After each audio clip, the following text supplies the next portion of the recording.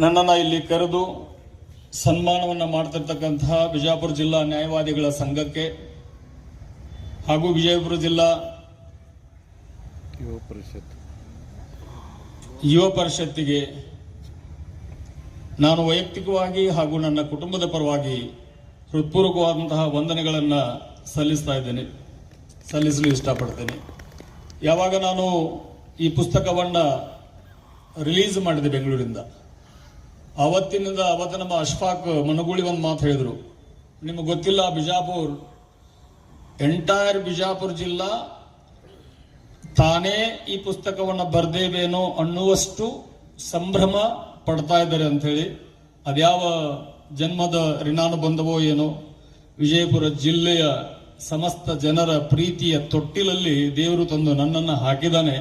ಅದಕ್ಕಾಗಿ ಕೂಡ ನಾನು ದೇವರಿಗೆ ಕೃತಜ್ಞತೆಯನ್ನು ಸಲ್ಲಿಸಲಿಕ್ಕೆ ಇಷ್ಟಪಡ್ತೇನೆ.